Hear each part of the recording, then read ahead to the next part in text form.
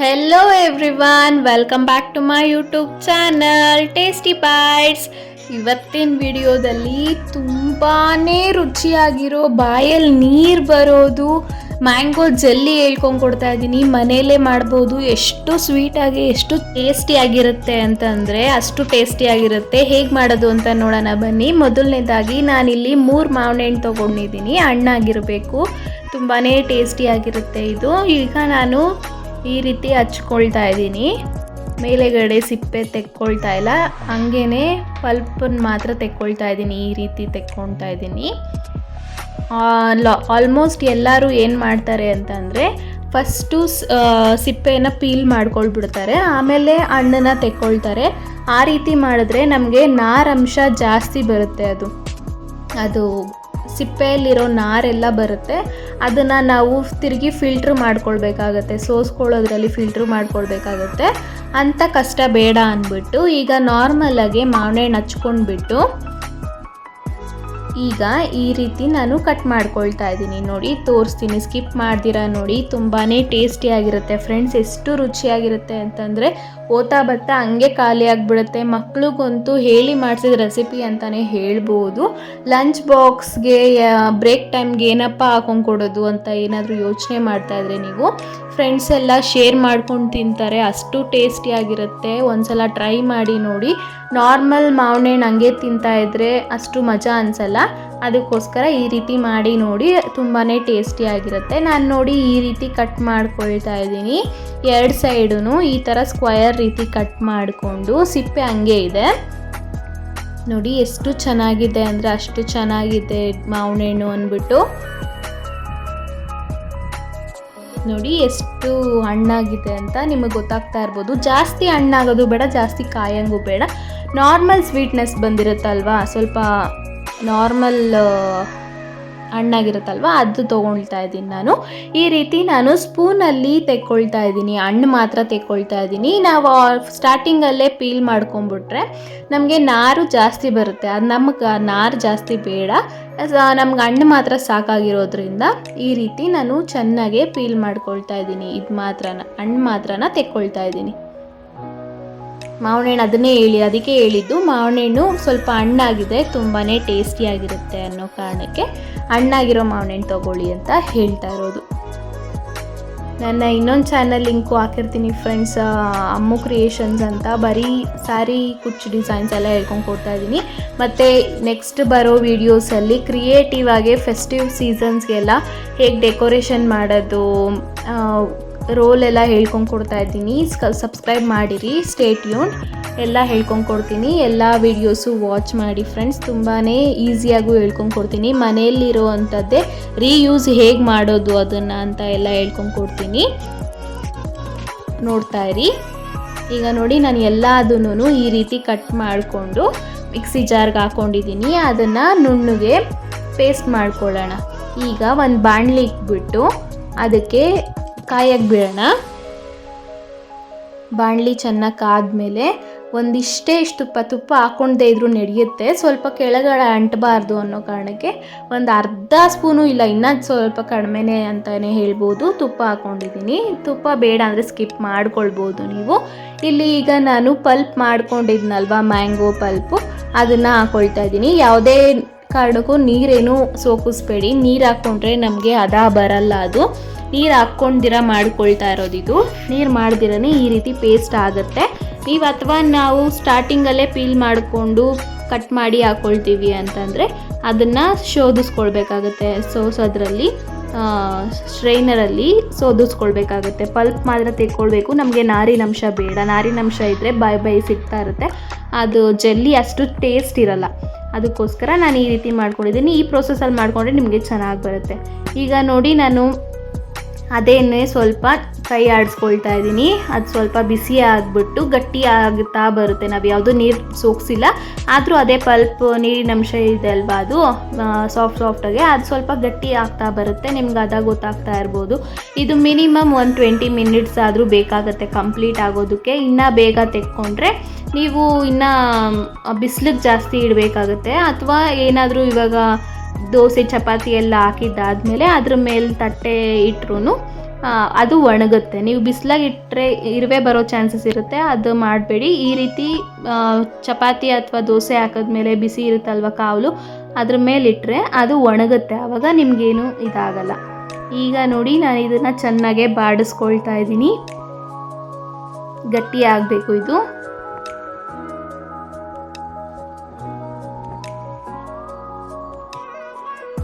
ಯಾವುದೇ ಆಗಲಿ, ಯಾವುದೇ ಸ್ವೀಟ್ ರೆಸಿಪಿ ಮಾಡೋದಾಗಲಿ ಪೇಷನ್ಸ್ ಇರಬೇಕು friends. First of all patience ಇದ್ದರೆ ಯಾವುದೇ ಆದರೂ ಚೆನ್ನಾಗಿ ಬರುತ್ತೆ. ಪೇಷನ್ಸ್ ಇಲ್ಲ ಅಂದರೆ ಬರಲ್ಲ. ನಿಧಾನ ಆದರೂ ಚೆನ್ನಾಗಿ ಬರುತ್ತೆ. ಜಾಸ್ತಿ ಏನು ಟೈಮ್ ನಡೆಯಲ್ಲ, 20 ಮಿನಿಟ್ಸಲ್ಲಿ ಆಗೋಗುತ್ತೆ. ನೋಡಿಕೊಂಡು ಮಾಡ್ಕೊಳ್ಬೇಕಾಗುತ್ತೆ ನೀವು. ಇದು ಸ್ವಲ್ಪ ಅದು ರಾನೆಸ್ ಹೋಗಬೇಕಾಗತ್ತೆ, ಅದಕ್ಕೋಸ್ಕರ ಇದನ್ನು ಫ್ರೈ ಮಾಡ್ಕೊಳ್ತಾ ಇರೋದು ನಾನು. ನೋಡಿ ಗಟ್ಟಿ ಆಗ್ತಾ ಇದೆ, ಗೊತ್ತಾಗ್ತಾ ಇರ್ಬೋದು ನಿಮಗೆ. ಸ್ಟಾರ್ಟಿಂಗಲ್ಲಿ ಎಷ್ಟು ನೀರಂಗಿತ್ತು, ಇದು ಇವಾಗ ಎಷ್ಟು ಗಟ್ಟಿ ಆಗ್ತಾ ಇದೆ. ನೀರು ಹಾಕಿದ್ರೆ ಜಾಸ್ತಿ ದಿನ ಇರಲ್ಲ ಅನ್ನೋ ಕಾರಣಕ್ಕೆ ನೀರು ಹಾಕಲ್ಲ ಅಷ್ಟೇ. ನಾವು ನೆಕ್ಸ್ಟ್ ಮಾಡೋ ಪ್ರೋಸೆಸ್ಸು ಅಷ್ಟೇ, ಜಾಸ್ತಿ ಟೈಮ್ ಹಿಡಿಯುತ್ತೆ ಅನ್ನೋ ಕಾರಣಕ್ಕೆ ನೀರು ಹಾಕ್ತೀರಾ ಮಿಕ್ಸಿ ಮಾಡ್ಕೊಳ್ಳಿ ಅಂತ ಹೇಳಿದ್ದು. ಎಂಡ್ವರೆಗೂ ನೋಡಿ, ಸ್ಕಿಪ್ ಮಾಡಬೇಡಿ ಎಲ್ಲೂ. ಲಾಸ್ಟಲ್ಲಿ ಒಂದು ಇಂಗ್ರೀಡಿಯೆಂಟ್ ಹಾಕ್ತೀನಿ, ಅದನ್ನು ಸ್ಕಿಪ್ ಮಾಡ್ದಿರಾ ನೋಡಿದ್ರೆ ನಿಮಗೆ ಗೊತ್ತಾಗುತ್ತೆ ಜಾಸ್ತಿ ದಿನ ಹೇಗೆ ಪ್ರಿಸರ್ವ್ ಮಾಡೋದು, ಅದು ರಾನೆಸ್ ಹೇಗೆ ಇದು ಮಾಡೋದು, ಟೇಸ್ಟ್ ಹೇಗೆ ಎನ್ಹ್ಯಾನ್ಸ್ ಮಾಡೋದು ಅಂತ ಹೇಳ್ತೀನಿ. ಸ್ಕಿಪ್ ಮಾಡ್ದಿರಾ ನೋಡಿ. ಈಗ ನೋಡಿ ನಾನು ಚೆನ್ನಾಗಿ ಫ್ರೈ ಮಾಡ್ಕೊಳ್ತಾ ಇದ್ದೀನಿ. ಈ ಪ್ರೊಸೆಸ್ಸು ಸ್ವಲ್ಪ ಟೈಮ್ ಹಿಡಿಯೋದು ಫ್ರೆಂಡ್ಸ್. ಇದು ಗಟ್ಟಿ ಆಗಬೇಕು, ಅಲ್ಲಿವರೆಗೂ ಇದು ಮಾಡ್ಕೊಳ್ಬೇಕಾಗತ್ತೆ ನಾವು.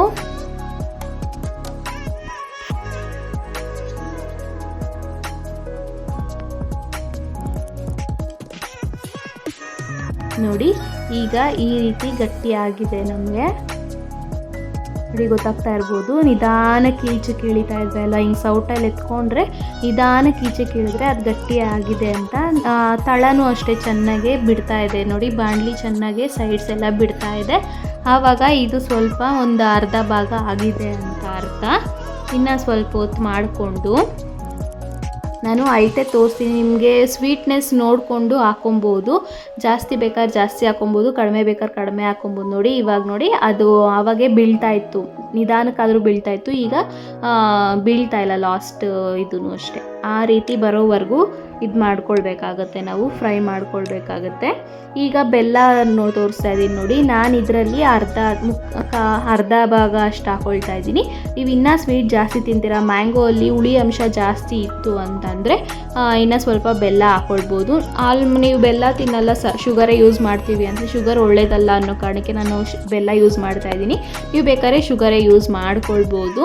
ಬೆಲ್ಲ ಹಾಕಿದ್ರೆ ಸ್ವಲ್ಪ ಟೇಸ್ಟು ಬೇರೆ ಥರ ಬರುತ್ತೆ, ಸಕ್ಕರೆ ಹಾಕಿದ್ರೇ ಬೇರೆ ಥರ ಬರುತ್ತೆ. ನೀವು ಎರಡರಲ್ಲೂ ಬೇಕಾದ್ರೆ ಟ್ರೈ ಮಾಡ್ಬೋದು. ನೀವು ಸಕ್ಕರೆ ತಿಂತೀನಿ ಅಂತಂದರೆ ಅದು ಪ್ರೋಸೆಸ್ ಅಷ್ಟೇ, ಸೇಮ್ ಪ್ರೋಸೆಸ್ಸಲ್ಲೇ ಮಾಡಿಕೊಂಡು ನೀವು ಸಕ್ಕರೆ ಹಾಕೋ ಜಾಗದಲ್ಲಿ ನಾವು ಬೆಲ್ಲ ಹಾಕಿದ್ದೀವಿ.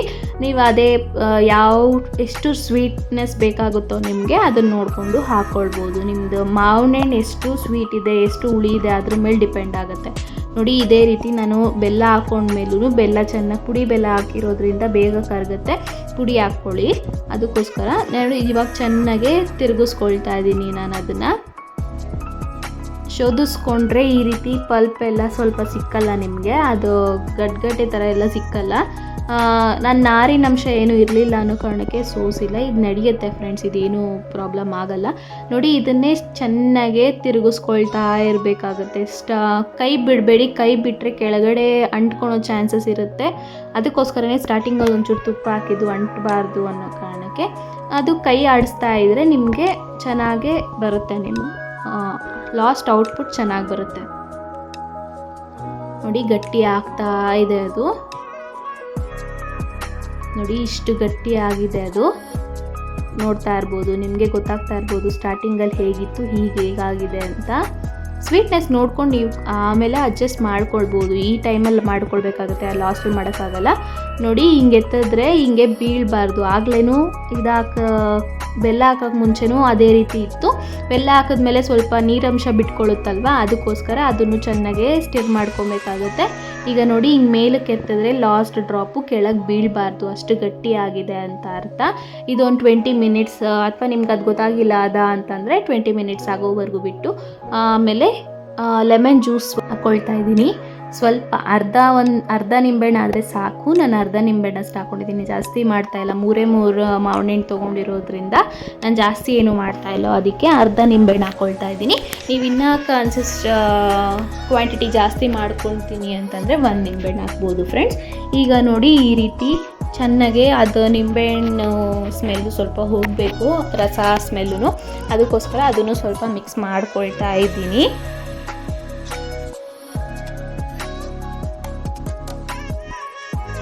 ನೋಡಿ ಈ ರೀತಿ ಕನ್ಸಿಸ್ಟೆನ್ಸಿಯಲ್ಲಿ ಬಂದಿದೆ ನಮಗೆ. ನಿಂಬೆಹಣ್ಣು ಹಾಕಿದ್ಮೇಲೂ ಅದು ನೀರಿರುತ್ತಲ್ವ ಸ್ವಲ್ಪ, ಅದಕ್ಕೋಸ್ಕರ ಇನ್ನೊಂದ್ಸತಿ ಚೆನ್ನಾಗೆ ಸ್ಟಿರ್ ಮಾಡಿಕೊಡ್ಬೇಕಾಗುತ್ತೆ.